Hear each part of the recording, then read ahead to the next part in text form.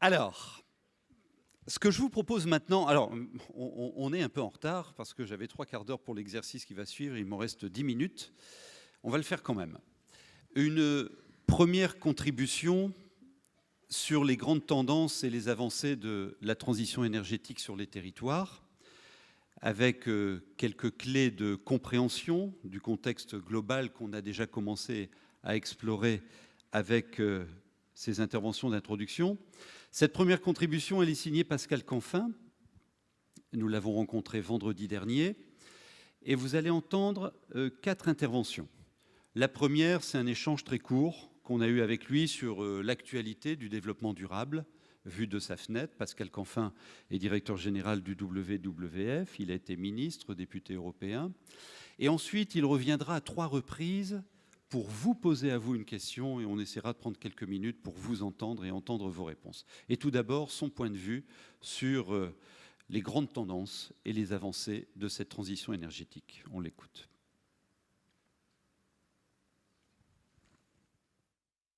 Alors, le WWF, partout dans le monde, a publié un rapport qui est ici et qui montre les 15 signaux qui prouvent que la transition énergétique dans le monde est en marche. Ce sont des signaux qui sont issus de statistiques de l'OCDE, de l'Agence internationale de l'énergie, des différents pays, ce ne sont pas nos propres chiffres. Et il y a énormément d'informations dans ce rapport qui, je pense, vous étonneront. Par exemple, le fait que depuis 2 ans, plus de la moitié des nouvelles productions d'électricité qui sont installées dans le monde sont à base de renouvelables. Depuis la publication de ce rapport, l'Agence internationale de l'énergie a sorti un autre chiffre tout à fait significatif. C'est que maintenant, au moment où on parle, il y a aujourd'hui plus de capacités d'énergie renouvelable installées dans le monde que de capacités charbon. Ce qui prouve que cette révolution dans le domaine de l'électricité est en marche et je ne vois pas ce qui l'arrêtera puisque le coût des technologies renouvelables ne cesse de baisser. Les chiffres sont évidemment dans ce rapport également. L'événement majeur en 2016 sur le plan de la géopolitique du climat, c'est bien évidemment l'élection de Donald Trump, président climato-sceptique à la Maison-Blanche. Quelques jours après son élection, il y avait la COP22 à Marrakech. Donc il y avait un test mondial, grandeur nature et en live. Est-ce que le monde allait résister à l'onde de choc négative de cette élection ou est-ce que le château de cartes, en quelque sorte, allait s'écrouler et les Chinois, les Indiens, les Brésiliens allaient dire puisque les États-Unis menacent de se retirer de l'accord de Paris, nous aussi. Et ce qui s'est passé de manière absolument unanime à Marrakech, il y a quelques mois, c'est que tous les États ont dit nous continuerons à appliquer l'accord de Paris, nous continuerons à le mettre en œuvre parce que nous nous sommes engagés pas pour faire plaisir à Barack Obama, donc on ne va pas se désengager pour faire plaisir à Donald Trump. Donc ça prouve bien que l'onde de choc négative existe, mais que le monde a résisté et que l'accord de Paris a passé son premier test de résistance. Les États arriveront-ils à résister à cette onde de choc que qualifie Pascal Canfin? Première intervention. Alors je vais demander à Alexandra Malherbe de me rejoindre. Alexandra est Community Manager au sein de la métropole de Bordeaux. Vous allez vous installer là-bas. On va vous proposer maintenant 3 autres interventions de Pascal Canfin. Alors vraiment, j'aurais voulu y passer plus de temps avec vous pour vraiment vous donner la parole autour de tout cela. On va faire ce qu'on peut. Ces 3 interventions se concluent par une question. Et celles et ceux qui le souhaitent prendront la parole rapidement pour répondre à cette question et nous donner leur point de vue. Et par ailleurs, Alexandra va modérer un fil tweet sur un hashtag qui va s'afficher à l'écran, qui est « Assises tous ». Assises au pluriel et en minuscule, tous en majuscule. On va l'afficher dans quelques instants. Donc n'hésitez pas à envoyer vos contributions pendant les 15-20 minutes que l'on va passer autour des interventions de Pascal Canfin et on les découvrira à l'écran, plus la parole que vous prendrez. Première intervention de Pascal Canfin qui concerne le financement. On l'a évoqué là en ouverture avec nos 4 témoins, financement de la transition énergétique. On l'écoute.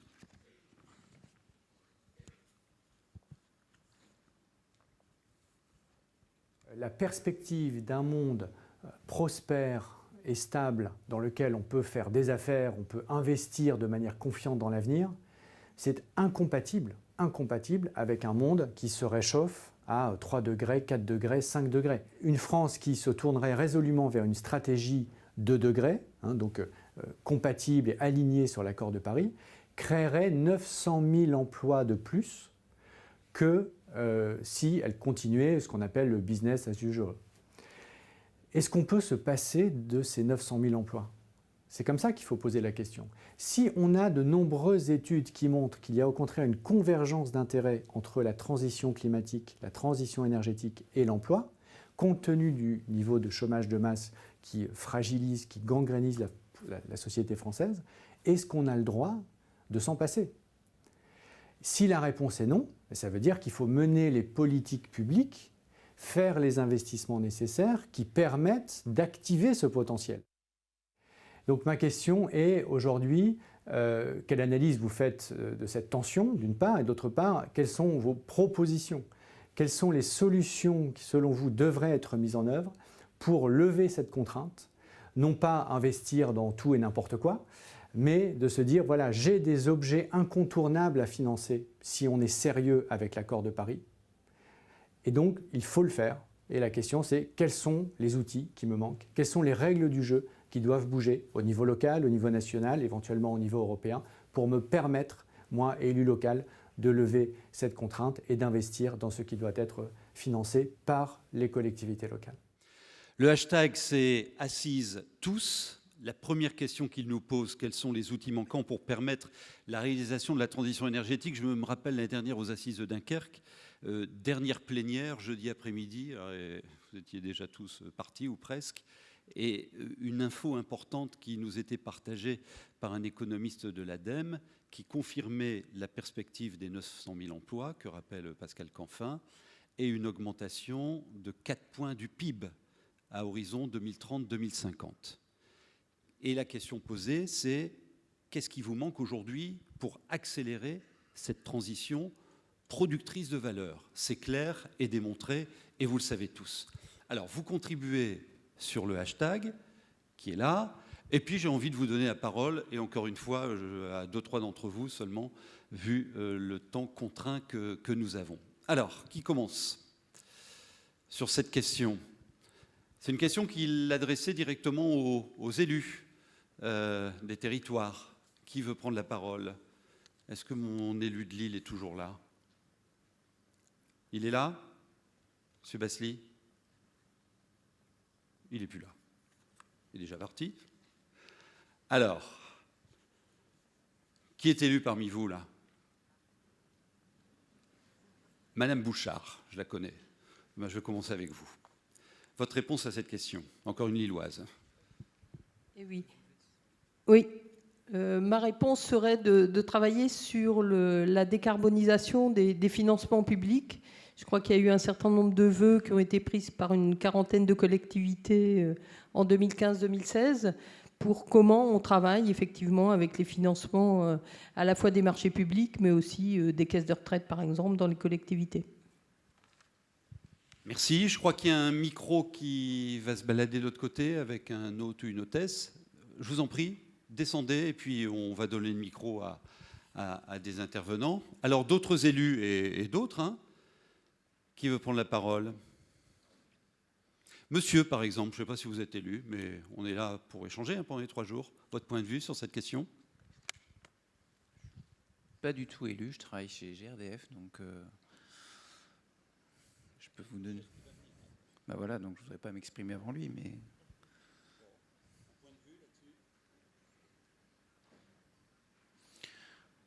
Moi, je peux vous donner le point de vue, je pense qu'il y a pas mal d'outils qui existent.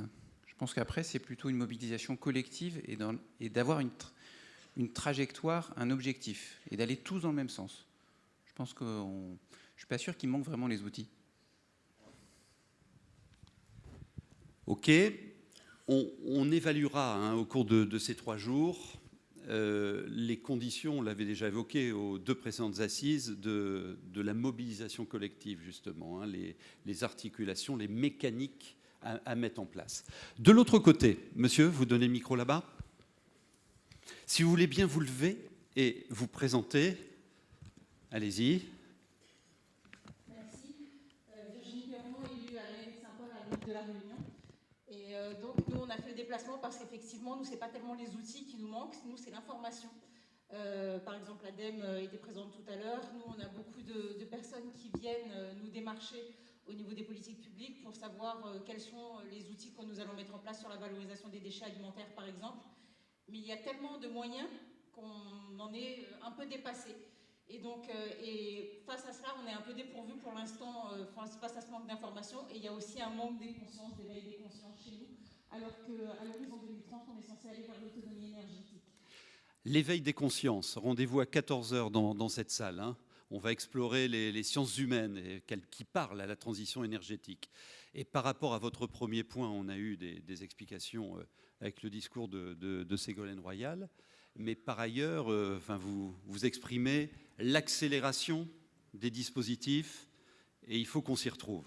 Bonne remarque. On a des choses ? On peut ouvrir le micro d'Alexandra, s'il vous plaît ? On peut ouvrir les consignes ? Oui. Voilà. Oui, c'est bon, merci. Donc, je disais qu'on avait un nouveau tweet en réaction qui disait donc pour réussir, il faut lier transition énergétique et révolution numérique, en référence au livre de Joël de René. Je cherche à comprendre. On accepte aussi les pages de pub, bien évidemment. Hein. Ok, encore une intervention sur cette première question et on passe. Oui, une dernière intervention, je vous montre du doigt, excusez-moi. Là-haut, si on peut donner un micro. Hop, hop, hop. Allez-y. Et on passe le micro à monsieur.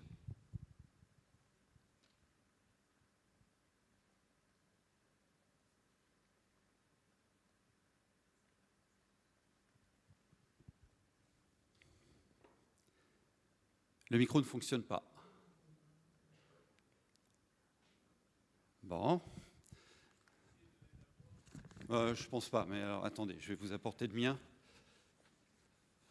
Ah là là. Ah voilà, ça fonctionne. Gérard Couron, je suis élu à la ville de La Rochelle et je pense que les outils manquants sont les outils permettant de capter l'épargne pour l'orienter vers des productions d'énergie renouvelable et des économies d'énergie. Ok, c'est noté. Alors continuez à nous envoyer vos contributions sur le hashtag. Il y a d'autres choses que vous avez vues ? Quelle maîtrise foncière pour les projets d'habitat innovants biosourcés. Voilà. Très bien. Dispositif d'épargne et leur fléchage, c'est un point important aussi que vous avez évoqué. Question suivante de Pascal Canfin. On l'écoute. Il revient sur la loi de transition énergétique et aussi la loi NOTRe qui parle à la transition énergétique sur les territoires et il vous interpelle. Écoutez-le.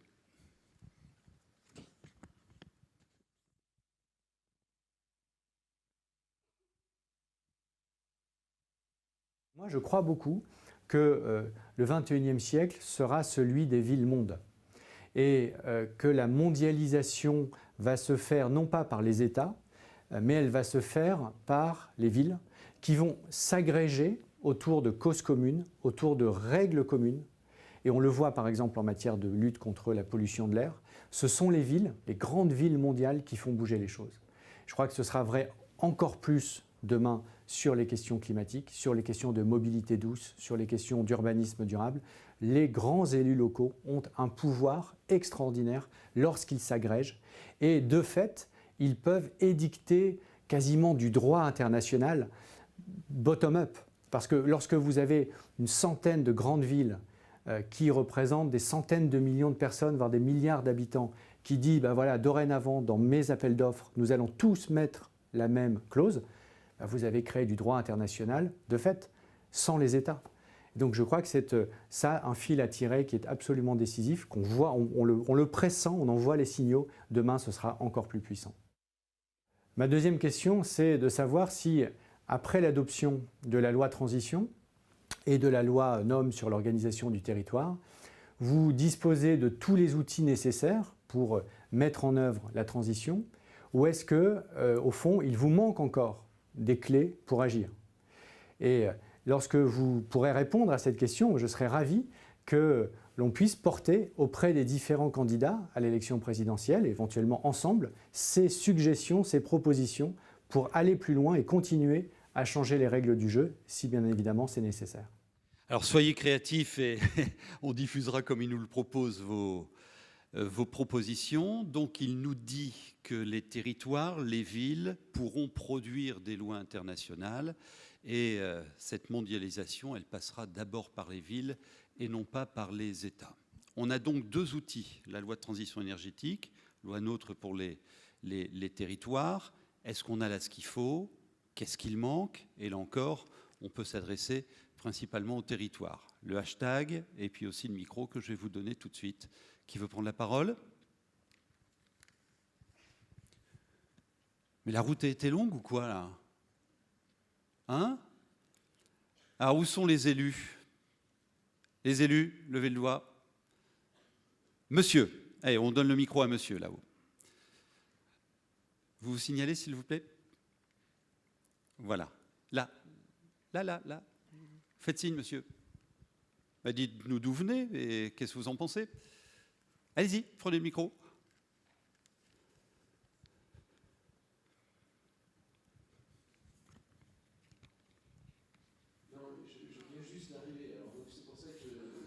Alors, vous êtes aux assises de la transition énergétique.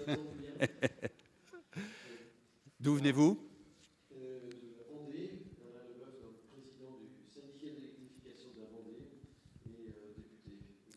Quelles sont les questions que vous vous posez? On s'en pose beaucoup dans le cadre de la transition énergétique. C'est comment continuer à transformer ce réseau du passé, ce réseau qui a été un réseau de distribution, comment centralisé. Comment faire donc, pour le faire évoluer, pour accueillir un maximum justement d'énergie renouvelable sur tout le territoire. On sent l'accélération et on le verra dans quelques instants lorsqu'on parlera de la ville intelligente. Sur les territoires, gardez le micro quelques instants. Sur les territoires, avez-vous les dispositifs qu'il faut et notamment les dispositifs législatifs? Vous avez participé à ces débats autour de la loi sur la transition énergétique. Écoutez, on ne les a pas encore. Simplement, effectivement, dans le cadre de la loi de transition énergétique, on a cet article 199 qui permet quand même quelques expérimentations. C'est ce que nous sommes en train de réaliser donc, au niveau du territoire départemental, avec nos amis d'Enedis en particulier, donc, où on va commencer à travailler sur en particulier la flexibilité de la production. Et je pense que là, c'est une ouverture qui pourra être vraiment bénéfique à un maximum demain de potentiels producteurs. Merci. L'ouverture du droit à l'expérimentation. Alexandra? Trouver un juste équilibre entre les territoires urbains et ruraux. Solidarité, mutualisation. Ah, C'est alors, intéressant. l'équité territoriale. Ça, c'est un sujet important aussi qu'on abordera sur ces 3 jours. Une autre intervention sur cette deuxième question? Ça va? On termine avec la dernière intervention de Pascal Canfin. Et il y a d'autres choses là. Hein. Développer massivement une ingénierie. Voilà.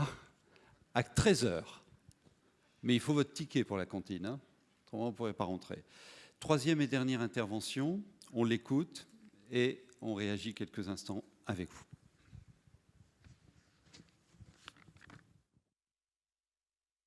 Je suis absolument persuadé que le numérique offre des potentialités qui n'ont pas encore été exploitées à leur juste valeur.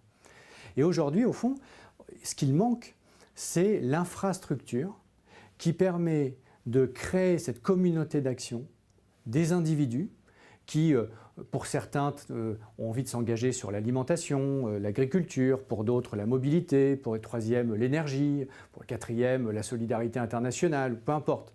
Mais au fond, où se retrouvent-ils? Où agissent-ils ensemble? Quels récits collectifs sont-ils en train de faire? Pour l'instant, ils ne le font pas. Et c'est exactement le projet que nous développons. Nous avons levé l'argent nécessaire pour le faire à très grande échelle. Nous allons le faire, le WWF France, avec la Poste, la Maïf et quelques collectivités dont je ne peux pas encore dire le nom. Et nous allons lancer cette grande application associée à une plateforme et un site internet. Et ça, je suis absolument persuadé que c'est un élément manquant aujourd'hui pour créer à grande échelle et au rythme qui doit être le nôtre, cette transformation de nos modes de vie, de nos modes de mobilité, de nos modes de production et de consommation. Ma troisième question, c'est de savoir si aujourd'hui, vous estimez avoir utilisé d'ores et déjà tout le potentiel de transformation des nouveaux outils numériques, ou si vous voyez des solutions qui étaient inenvisageables il y a peut-être encore 3 ou 5 ans, mais qui deviennent à portée de main et qui permettent d'accélérer la transformation des modes de vie, des modes de comportement dont on a besoin pour aller vers une société plus écologique. L'accélération, ça sera certainement l'un des mots-clés de nos assises. L'accélération du passage à un modèle centralisé vers un modèle décentralisé. Les outils numériques, la numérisation, le digital portent cette accélération, bien évidemment, mais pas que. Et cet après-midi, on verra le pendant humain, sciences sociales, de cette transformation. Alors, sur les territoires, les outils numériques, le passage du centralisé au décentralisé, comment vous le vivez et quelles sont vos remarques? Qui veut prendre la parole et continuer à nous envoyer des productions sur le hashtag Assises tous? Vous baladez avec le micro de ce côté-là et moi je vais le donner de ce côté-ci au hasard. Hein. Alors, Monsieur Malacarne, vous venez d'où? L'IGER, le réseau de surveillance de la qualité de l'air de la région Centre. Beaucoup de boulot en ce moment? Ouais. Alors? Je pense qu'il y a encore pas mal de choses à améliorer, notamment dans la communication, la diffusion de l'information.